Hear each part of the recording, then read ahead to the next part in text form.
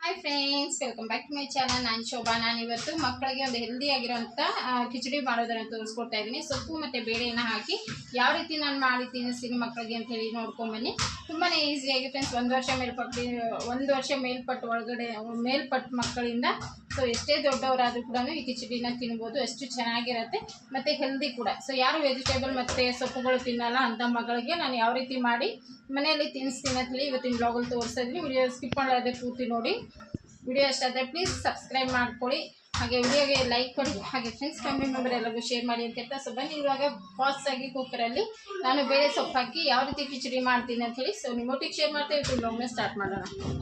ನೋಡ್ಬೋದು ಫ್ರೆಂಡ್ಸ್, ಇದೆ ಸೊಪ್ಪಿನ ಕಿಚಡಿ. ನೀವು ಯಾವುದಾದ್ರೂ ಸೊಪ್ಪು ತಗೋಬಹುದು. ನಾನಿಲ್ಲಿ ದಂಟು ಸೊಪ್ಪು ಮತ್ತು ಸಿಲ್ಕರ್ವೆ ಸೊಪ್ಪನ್ನ ನೋಡಿ ಈ ರೀತಿ ದಂಟೇನು ತೊಗೊಂಡಿಲ್ಲ, ಅಂದರೆ ಲೈಟಾಗಿ ಎಳೆ ದಂಟು ತೊಗೊಂಡಿದ್ದೀನಿ ಅಷ್ಟೇ.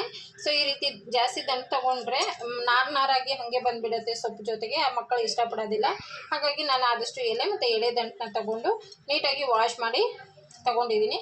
ಮತ್ತು ಇದಕ್ಕೆ ನಾನು ಒಂದು ಸ್ವಲ್ಪ ಶುಂಠಿ ತೊಗೊಂಡಿದ್ದೀನಿ.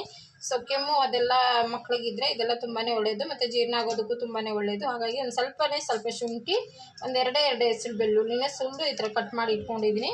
ರುಚಿಗೆ ತಕ್ಕಷ್ಟು ಉಪ್ಪು, ಸ್ವಲ್ಪ ಹೆಸರುಬೇಳೆ ಮತ್ತು ಸ್ವಲ್ಪ ಅರಿಶಿನ ಪುಡಿ, ಹಾಗೆ ಸ್ವಲ್ಪ ನಾನು ಕಾಳು ಮೆಣಸು ಪುಡಿ ಬೇಕಾದರೆ ಹಾಕ್ಕೋಬೋದು. ಒಂದು ಸ್ವಲ್ಪ ಎಣ್ಣೆ ಆಗಲಿ ತುಪ್ಪ ಆಗಲಿ ಅಷ್ಟೇ. ಬನ್ನಿ ಯಾವ ರೀತಿ ಮಾಡೋದು ಅಂಥೇಳಿ ತೋರಿಸ್ಕೊಡ್ತೀನಿ. ಇಲ್ಲಿ ನಾನು ಹೆಸರುಬೇಳೆ ಒಂದು 2 ಟೇಬಲ್ ಸ್ಪೂನ್ ತೊಗೋತೀನಿ, ಮತ್ತು ಒಂದು ಸ್ವಲ್ಪ ಅಕ್ಕಿ ತೊಗೋತೀನಿ. ಕಿಚಡಿ ಅಂದರೆ ಅಕ್ಕಿ ಬೇಕಲ್ಲ. ಒಂದು 2 ಟೇಬಲ್ ಸ್ಪೂನ್ ಆಗೋಷ್ಟು ಅಕ್ಕಿ ಸಾಕು. ನಿಮ್ಮ ಮಕ್ಕಳು ಎಷ್ಟು ತಿಂತಾರೋ ಅಷ್ಟು ನೋಡಿಕೊಂಡು ಅಕ್ಕಿನ ಸೇರಿಸ್ಕೊಳ್ಳಿ. ಫಸ್ಟು ನಾನು ಅಕ್ಕಿನ ತೊಳೆದು ತೊಗೊಳ್ತೀನಿ. ಇವಾಗ ನಾನು ಒಂದು 2 ಟೇಬಲ್ ಸ್ಪೂನ್ ಆಗೋಷ್ಟು ಅಕ್ಕಿ ತೊಗೊಂಡಿದ್ದೀನಿ. ಸೊ ಮನೆ ಅಕ್ಕಿನೇ, ನಾವು ಯಾವುದು ಊಟಕ್ಕೆ ಹಾಕ್ತೀವೋ ಅದೇ ಅಕ್ಕಿ ತೊಗೊತೀನಿ. ಇಲ್ಲಿ ಸೊಪ್ಪನ್ನ ಸೊ ಇದ್ರಲ್ಲಿ ಹಾಕ್ಕೊಂಬಿಡೋಣ. ಇವಾಗ ಕರೆಕ್ಟಾಗಿ 2 ಟೇಬಲ್ ಸ್ಪೂನ್ ಆಗೋಷ್ಟು ಹೆಸರುಬೇಳೆ. 1 ಟೈಮ್ಗೆ ಇದು ಕರೆಕ್ಟ್ ಆಗುತ್ತೆ. ಸೊ ಏನಾದರೂ ಮಿಕ್ಕೋದ್ರೂ ನಾವು ತಿನ್ಕೊಬೋದು. ಸೊ ಇಷ್ಟಾದರೆ ಒಂದೇ ಟೈಮ್ಗೆ ಮಕ್ಕಳಿಗೆ ಕರೆಕ್ಟ್ ಹೊಟ್ಟೆ ತುಂಬ 1 ಟೈಮ್ ಊಟ ಆಗುತ್ತೆ. ಸ್ವಲ್ಪ ವಾಶ್ ಮಾಡ್ಕೊಂಬಿಡೋಣ. ಒಂದು 2 ನೀರು ಹಾಕಿ ವಾಶ್ ಮಾಡ್ಕೊಂಡ್ಬಿಟ್ರೆ ಚೆನ್ನಾಗಿರುತ್ತೆ. ಅಕ್ಕಿ ಮತ್ತು ಬೇಳೆ ವಾಶ್ ಮಾಡಾಗಿದೆ. ಇವಾಗ ಈ ಸೊಪ್ಪು, ಅರಿಶಿನ ಪುಡಿ ಎಲ್ಲನೂ ಒಟ್ಟಿಗೆ ಹಾಕ್ಕೊಂಬಿಡೋಣ. ಹಾಗೆ ಉಪ್ಪು ಆಮೇಲೆ ಹಾಕ್ತೀನಿ. ನೀರು ಸೇರಿಸ್ಕೊಂಡ್ಬಿಡ್ತೀನಿ. 1 ಗ್ಲಾಸ್ ನೀರಾದರೆ ಸಾಕಾಗುತ್ತೆ ಮಕ್ಕಳಿಗೆ ಕಿಚಡಿಗೆ. ಈ ರೀತಿ ಗ್ಲಾಸ್ ನೀರು ಕರೆಕ್ಟಾಗಿ ಬರುತ್ತೆ. ಒಂದೇ 1 ಟೇಬಲ್ ಸ್ಪೂನು, ಅಂದರೆ ಕುಕ್ಕರ್ಗೆ 1 ಟೇಬಲ್ ಸ್ಪೂನ್ ಆಗೋಷ್ಟು ಎಣ್ಣೆನ ಹಾಕಿದ್ದೀನಿ. ನೀವು ತುಪ್ಪ ಬೇಕಾದರೂ ಹಾಕ್ಕೋಬೋದು. ನಾನು ತುಪ್ಪ ಇರಲಿಲ್ಲ, ಹಾಗಾಗಿ ತುಪ್ಪ ಹಾಕಿಲ್ಲ. ಇಲ್ಲ ತುಪ್ಪನೇ ಹಾಕ್ತಾಯಿದ್ದೆ. ಬೆಳ್ಳುಳ್ಳಿ ಮತ್ತು ಶುಂಠಿ ಸ್ವಲ್ಪ ಫ್ರೈ ಮಾಡ್ಕೊಂಬಿಡೋಣ. ಇಷ್ಟು ಜೀರಿಗೆ ಹಾಕ್ಕೋತಾ ಇದ್ದೀನಿ. ಸ್ವಲ್ಪ ಜೀರಿಗೆ ಸಾಕು, ಜಾಸ್ತಿ ಆದರೆ ಮಕ್ಕಳು ತಿನ್ನೋದಿಲ್ಲ. ಹಾಗಾಗಿ ಎಷ್ಟು 4 ಕಾಳು ಅಷ್ಟು ಸಾಸಿವೆ. ಇಷ್ಟ ಆದರೆ ತುಂಬಾ ಟೇಸ್ಟಿಯಾಗಿ ಬರುತ್ತೆ ಅವ್ರಿಗೆ ಕಿಚಡಿ ತಿನ್ನೋದಕ್ಕೆ. ಅದಕ್ಕೋಸ್ಕರ ಇದೆಲ್ಲ ಹಾಕ್ಕೋತಾ ಇದ್ದೀನಿ. ಒಂದು ಸ್ವಲ್ಪ ಈರುಳ್ಳಿ ಬೇಕಾದರೂ ಹಾಕ್ಕೋಬೋದು ಇದರಲ್ಲಿ. ಚೆನ್ನಾಗಿ ಫ್ರೈ ಆಗಿದೆ. ಇವಾಗ ನಾವು ಬೇಳೆ ಸೊಪ್ಪೇನಿದೆ ಅದು ಸೇರಿಸ್ಕೊಂಡು ಕರೆಕ್ಟಾಗಿ ನಾನು 3ರಿಂದ 4 ವಿಜಿಲ್ ಹಾಕಿಸ್ಕೊಂಡ್ಬಿಟ್ಟೆ. ನುಣ್ಣಗೆ ಬೆಂದಿರುತ್ತೆ ಬೇಳೆ,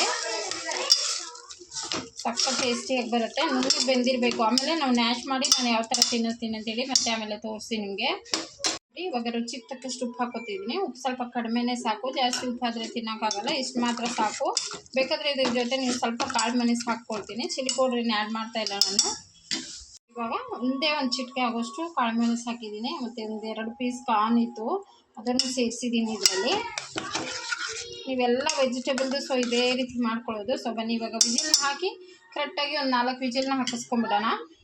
4 ವಿಜಿಲ್ ಆಗಲಿ. ಲಿಡ್ ಕ್ಲೋಸ್ ಮಾಡಿ ಇಟ್ಟಿದ್ದೀನಿ. ಜಸ್ಟ್ ಒಂದು 5 ಮಿನಿಟ್ಸಲ್ಲೆಲ್ಲ ವಿಜಿಲ್ ಹಾಕಿಬಿಡುತ್ತೆ. ಇದು ಫಾಸ್ಟಾಗಿ ಆಗುತ್ತೆ. 10 ನಿಮಿಷ ಒಳಗಡೆ ನಾವು ಕಿಚಡಿ ಮಾಡಿ ತಿನ್ನಿಸ್ಬೋದು. ದಿಢೀರಂತ ಹೆಲ್ದಿಯಾಗಿರೋಂಥ ಮಕ್ಕಳಿಗೆ ಸಕ್ಕತ್ ಟೇಸ್ಟಿ ಇರೋಂಥ ಕಿಚಡಿ.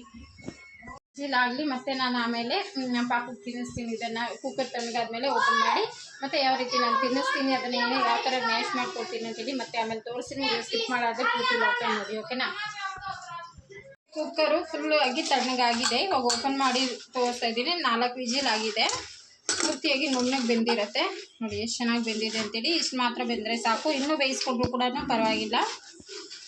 ನ್ಯಾಶ್ ಮಾಡಿ ತಿನ್ನಿಸ್ತಾ ಇದ್ದೀನಿ. ಯಾಕಂದರೆ ಮಕ್ಕಳು ಈಗ ಕೊಟ್ಟರೆ ತಿನ್ನೋದಿಲ್ಲ. ನಿಮ್ಮ ಹತ್ರ ನ್ಯಾಶರ್ ಏನಾದರೂ ಇಲ್ಲ ಅಂದರೆ ಇನ್ನೊಂದು 2 ವಿಜಿಲ್ ಎಕ್ಸ್ಟ್ರಾ ಹಾಕಿಸಿ ನುಣ್ಣಗೆ ಈ ರೀತಿಯಾಗಿ ಕಿವುಚ್ಬಿಟ್ಟಾದರೂ ತಿನ್ನಿಸ್ಬೋದು.